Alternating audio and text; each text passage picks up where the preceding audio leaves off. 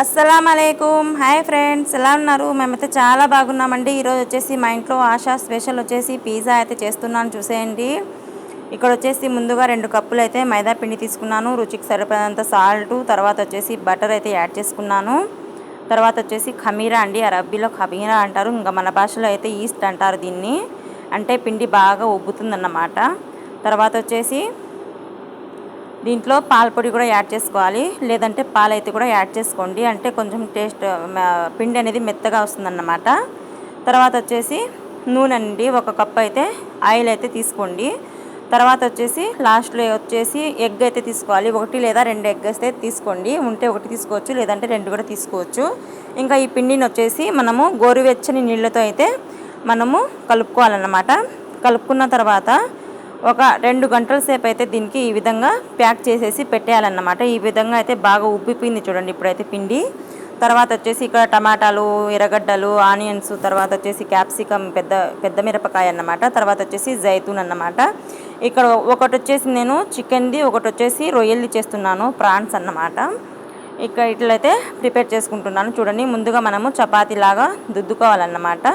ఈ విధంగా చేసుకొని మనము ఒక ప్లేట్లో బటర్ అనేది యాడ్ చేసుకోవాలి.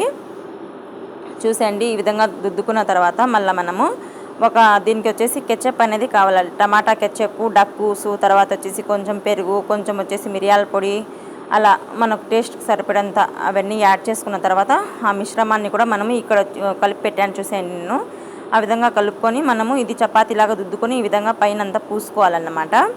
పూసుకున్న తర్వాత మనమైతే దీనిపైన ఇంకా మనం కోసుకున్నాం కదా టమాటాలు, ఇది పెద్ద మిరపకాయ, క్యాప్సికము, అలానే జైతూను, తర్వాత వచ్చేసి ఇక్కడ ఎర్రగడ్డలు, అవన్నీ కూడా ఈ విధంగా మనము నీట్గా వేసుకోవాలన్నమాట. ఇంకా లాస్ట్లో వచ్చేసి చికెన్ పీసులు వచ్చేసి ముందుగా మనము రెడీ చేసుకున్నానన్నమాట. ఉప్పు, మిరియాల పొడి వేసి అయితే నేను రెడీ చేసి పెట్టుకున్నాను చికెన్. ఇంకా ఆ చికెన్ కూడా పైన వచ్చేసి వేసుకోవాలన్నమాట. చూసేయండి, ఇక్కడ వచ్చేసి ఇంకా లాస్ట్లో నేనైతే చికెన్ అయితే యాడ్ చేస్తాను. చికెన్ యాడ్ చేసుకున్న తర్వాత చూడండి ఈ విధంగా అంతా పర్ఫెక్ట్గా చేసుకుని ఇప్పుడైతే ఇక్కడ వచ్చేసి నేను రొయ్యలు అయితే వేస్తున్నాను. ఇది రొయ్యలు అన్నమాట, చికెన్ది చేసి పెట్టేశాను ఆల్రెడీ. ఇంకా వీడియో లెంత్ అయితే వచ్చేస్తుంది అనేసి ఇంకా నేను ఇక్కడ వచ్చేసి రొయ్యలు అయితే వేస్తున్నాను, అంటే ప్రాన్స్ అన్నమాట. ఇది పిజ్జా వచ్చేసి ప్రాన్స్ అన్నమాట. తర్వాత ఇది ప్రాన్స్ వేసుకున్న తర్వాత మనం ఇప్పుడు వచ్చేసి పిజ్జా చీజ్ అనేది వేసుకోవాలన్నమాట పైన. అరబీలో అయితే గిబెన్ అంటారు, దీనికి చీజ్ గిబెన్ అంటారు. ఇంకా ఈ విధంగా వేసేసుకున్న తర్వాత ఇంకా ఎత్తుకొని వెళ్ళి ఓవెన్లో అయితే పెట్టుకోవాలన్నమాట. ఇంతే అండి, చాలా ఈజీ, సింపుల్ అండ్ టేస్టీ అన్నమాట. పిజ్జా సూపర్ అంటే సూపర్ ఉంటుంది. ఇంకా ఎత్తుకొని వెళ్ళేసి ఇంకా ఈ విధంగా ఓవెన్లో పెట్టుకున్నామంటే ఒక 20 నిమిషాల పాటు రెడీ అయిపోతుందన్నమాట. చూడండి ఈ విధంగా. ఇంకా మనము 20 నిమిషాల తర్వాత వెళ్ళి చూసినామంటే ఇంకా రెడీ అయిపోతుంది పిజ్జా మనకు పర్ఫెక్ట్గా. చూసేయండి, మాషాల్లా సూపర్ అండి, కలర్ఫుల్గా నీట్గా బాగా వచ్చేసింది అన్నమాట పిజ్జా అయితే. మీరు కూడా ట్రై చేయండి.